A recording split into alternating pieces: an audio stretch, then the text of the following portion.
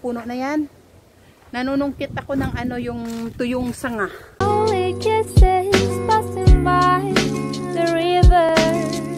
Hello guys, magandang araw sa inyo. Actually hapon na. So naisip ko lang na i-vlog yung gagawin ko today. Ito ang isa sa mga paraan na ginagawa ko bilang, alam mo, discarding Pilipina. Halos lahat naman sa inyo alam nyo na yung balitang krisis dito sa Sri Lanka. So ito yung mga bagay na ilan sa mga ginagawa ko para makasurvive sa krisis sa Sri Lanka. Okay, so nakikita nyo yan. Meron akong mga kahoy dyan na panggatong. Yeah. So ito labas ng bahay namin. Ayan yung maliit kong lutuan. Mas prefer ko yung ganyan dyan kasi kahit anong haba at laki ng kahoy pagkasya, wala akong alalahanin na baka hindi maubos. Yun ba kapag yung lutuan mo na sa kusina, kailangan yung kasya lang doon sa may, sa may lutuan. So anyway, ito, sinibak ko na siya. Mga pa yan, mga sariwa pa siya ang kahoy. Kasi nagtapas sila. Ayan o, kinalbo nila yung puno pala rito sa labas. O, yan o. Yan, kinalbo nila. Kasi yung mga dahon na tuyo pupunta doon sa palayan. Kalat. Pupunta sa palayan, so kinalbo nila. So, ngayon, sariwa pa yan siya. Tatapusin ko lang siya ng sibak, guys. Tapos, ibibilad ko siya sa araw. Meron naman akong gas. Meron akong guys, meron akong gas. Meron nga akong dikuryenteng lutuan. Meron akong gas, pero kailangan may kahoy din. So, ito-turn ko yung camera.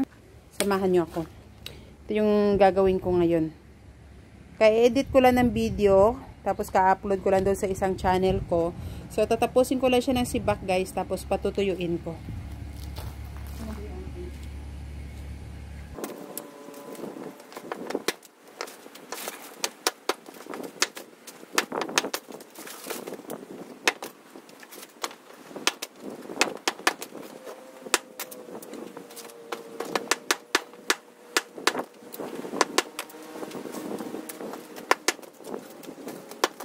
Doon ko siya itutuyo, oh. Diyan na lang. Diyan ko lang siya ilalagay. Dito lang.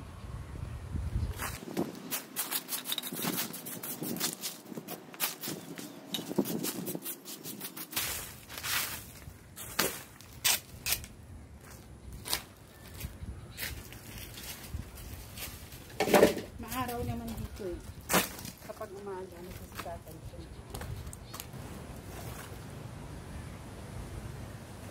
Ito natutunan ko tong paraan ng pagpapatuyo ng kahoy yung maliliit pa kami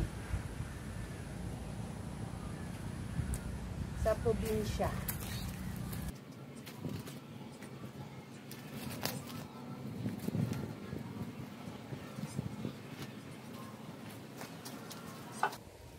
So ayan, tapos ko na siyang isalansan dyan. Yan, nakasalansan na siya dyan. Siguro mga 2 to 3 days tuyo na yan. So, pwede ko na siyang ikahoy, ipanggatong. So, ngayon meron pa naman ako. Sa totoo lang, hindi naman kami sa awa ng Diyos, hindi naman kami nagugutuman. Kami ng asawa ko, I mean, halata naman sa katawan. Hindi kami nagugutuman dito sa Sri Lanka. Ngayong crisis, pero ramdam talaga namin yung pagtaas ng presyo. So, pero hindi natin antayin na magutuman tayo. Kailangan gumawa tayo ng paraan. Yan, sa awa ng Diyos, nakabili kami ng gas. May induction cooker naman ako kung in case of emergency. Pero hanggat may malikom akong kahoy, nagkakahoy ako. Kailangan dumiskarte tayo dahil hindi kasi sure kung hanggang kailan itong crisis na to na nangyayari dito sa Sri Lanka ngayon. Hindi namin alam kung hanggang kailan ito. Basta ramdam ng lahat kung gas.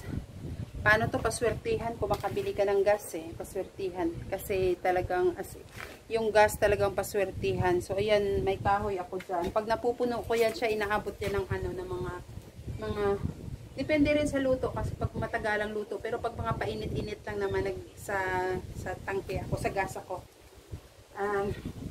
Yan, tapos pati yung mga maliliit, iniipon ko siya kasi guys, madali siyang pandingas.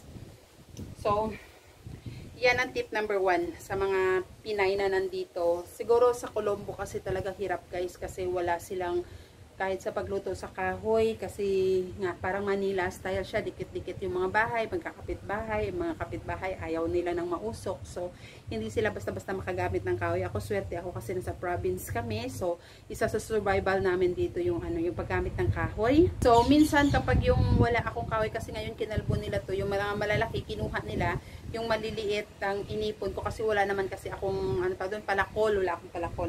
So kapag wala akong guys, kapag wala akong kahoy na naipon na ganyan, yung puno doon, no, yun, may mga puno dyan, may puno dyan ng thick wood, ganyan, yan, no. Yung puno na yan, nanunungkit ako ng yung tuyong sanga, yung tuyo niyang sanga, sinusungkit ko. Kasi nakala mo nanunungkit ng bunga, sinusungkit ko yung tuyong sanga, tapos pinuputol-putol ko, yan nga, yan, no. Laking tulong, basta lang, tiyaga lang sa pag-iipon. So, yun, diskarte number 1, mag-ipon ng kahoy, wag umasa sa gas. Dahil bukod sa mahal, ang tangki ng gas before, ang tangki namin maliit lang, 5 kilos, kasi kami lang naman dalawa mag-asawa. Dati-rati is 625 ang isang tangki nun. Ngayon is 2,500. Sa rupees yun guys ha, so kayo na bahala mag-divide. So, 1 peso is 6 rupees. So, 6 times na mas mababa ang currency ng Sri Lanka. Nung dumating ako rito, ang 1 peso is only 3 rupees. Ngayon, 6 rupees na siya. Dahil sa crisis. Pero before crisis data, parang 4 rupees or 5 rupees ang palitan. Ganyan.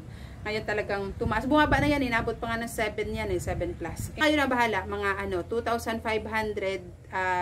Sri Lankan rupees. 2,500 Sri Lankan rupees yung isang tangki ng gas.